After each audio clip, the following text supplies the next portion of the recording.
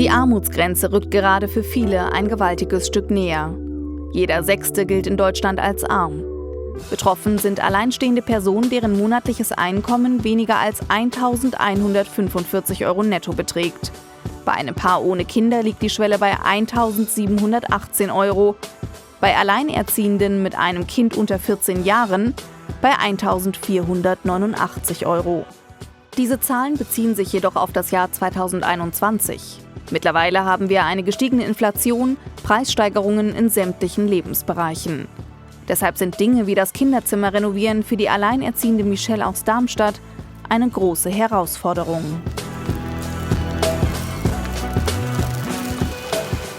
Tatsächlich habe ich mich auch versucht, auf die Situation einzustellen. Ich wusste ja, sie wird irgendwann mal Schulkind oder ist sie jetzt auch, dass dann ihr Zimmer halt altersgerecht gestaltet werden muss, mit Schreibtisch und allem drum und dran.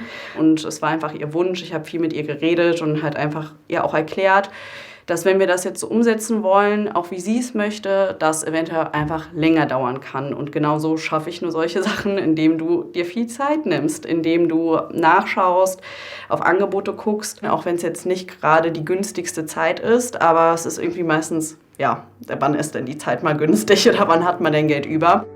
Rein statistisch gesehen gehört Michelle zu der Personengruppe, die am häufigsten von Armut betroffen ist. 18 bis 25 Jahre alt, weiblich, alleinerziehend mit einem Kind. Als Studentin erhält sie Grundsicherung vom Sozialamt. Abzüglich aller Fixkosten bleiben monatlich 500 € für Michelle und ihre Tochter. Ich habe mal so hart runtergewirtschaftet, dass ich nur 250 € fürs Essen gebraucht habe. Das habe ich genau einen Monat geschafft und gesagt, das funktioniert auf Dauer nicht.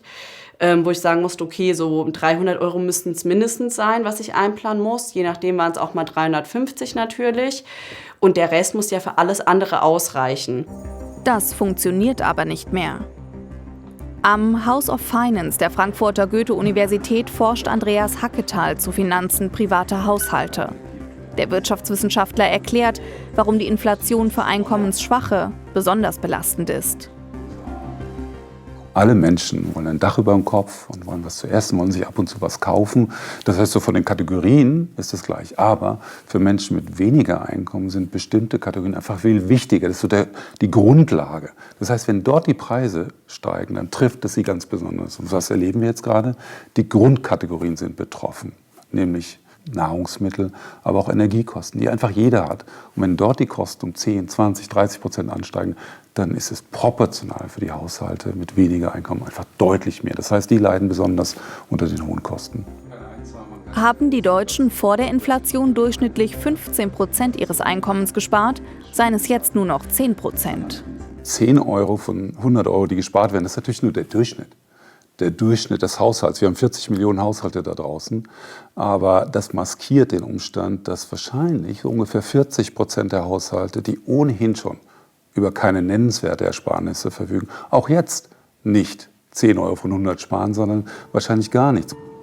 Insbesondere in Hessen ist die Armut so hoch wie noch nie. Zu diesem Ergebnis kommt der Paritätische Wohlfahrtsverband in seinem Armutsbericht. Für die Grenze, die definierte Grenze, das ist eine EU-Richtlinie, wer gilt als arm, wird nicht das Durchschnittseinkommen eines Landes betrachtet, sondern die ganz reichen und die ganz armen Haushalte werden außen vor gelassen. Man nimmt das mittlere Einkommen und von diesem mittleren Einkommen, wer weniger als 60% zur Verfügung hat, der gilt als arm.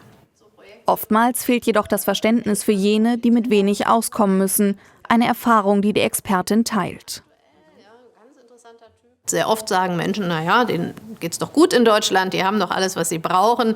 Die armen Menschen in Afrika, denen geht's doch viel schlechter. Ja, da sprechen wir von einer absoluten Armut. Die relative Armut meint aber, wenn ihre Kinder keinen Kindergeburtstag ausrichten können, sich das Essen in der Schulkantine nicht leisten können, dann gilt man als arm. Immer dann, wenn man von der Gesellschaft ausgeschlossen ist.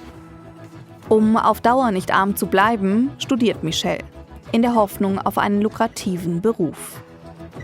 Lieber stecke ich dann jetzt ein bisschen länger zurück oder lebe halt auf einer kleinen Flamme und hab's hoffentlich dann in der Zukunft natürlich besser. Alleinerziehende tragen ohnehin mit Abstand das höchste Armutsrisiko in unserer Gesellschaft. Ihre finanzielle Situation wird noch schwieriger durch globale Krisen und Inflation.